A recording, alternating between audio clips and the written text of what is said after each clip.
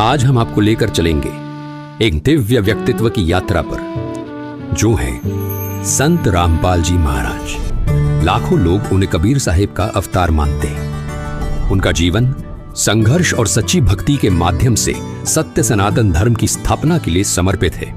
हमारे साथ बने रहे, क्योंकि हम जानेंगे कि कैसे संत रामपाल जी महाराज 2032 तक सत्य और आदि सनातन धर्म की पुनः स्थापना के अपने दिव्य मिशन पर अग्रसर हैं। संत रामपाल जी महाराज, जिनका जन्म 1951 में भारत में स्थित हरियाणा में एक छोटे से गांव धनाना में एक साधारण किसान परिवार में हुआ था। संत रामपाल जी महाराज ने अपने प्रारंभिक वर्षों से ही एक आध्यात्मिक यात्रा पर चलना शुरू कर दिया था।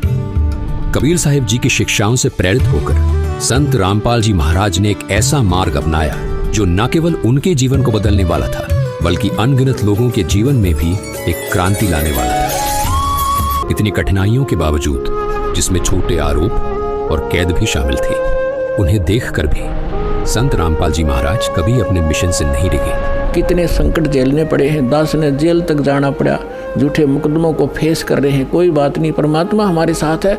हमारा एक बार ज्ञान निखार हो जा, फिर चाहे फांसी दे दियो मेरा, एक बार परमात्मा का ज्ञान उसके बच्चों तक पहुंच जाए। ऐसा ही कुछ कबीर जी ने धर्मदास को भी कहा था। उन्होंने कहा था कि जो मम संत सत शब्द दृढ़ावे, वाके संग सब राड़ बढ़ावे, ऐसे संत महंतन की करणी, धर्मदास मैं तो से वर्णी।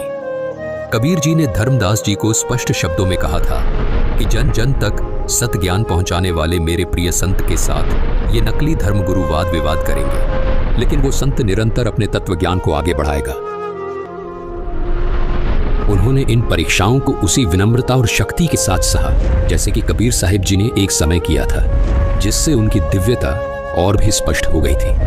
कबीर साहिब जी को भी उस समय शासन कर रहे लोगों ने उबलते हुए तेल के कड़ाहे में डाला था, बेल बांधकर समुद्र में ढकेला था, खूनी हाथी से मरवाने का प्रयास भी किया था। लेकिन उसके बाद भी कबीर साहिब जी ने कभी किसी को हानि नहीं पहुंचाई। जैसे कबीर साहिब जी पूरे मानव समाज के हित की बात करते थे, वैसे ही संत रामपाल जी महाराज भी आज समाज हित की बात करते हैं। लेकिन कबीर साहिब जी की तरह ही अपने अज्ञानवश लोग उन्हें समझ नहीं पा रहे। ये संघर्ष केवल उनकी सहनशक्ति की परीक्षा नहीं थी, बल्कि हर सच्चे आध्यात्मिक लोगों के सामने आने वाली चुनौतियों का प्रतिबिंब थे। संत रामपाल जी महाराज की इन कठिनाइयों के बावजूद अडिग रहने की शक्ति ने उनके अनुयायियों का विश्वास और भी मजबूत कर दिया, जो उन्हें कबीर साहिब जी का जीवित अवतार मानते हैं।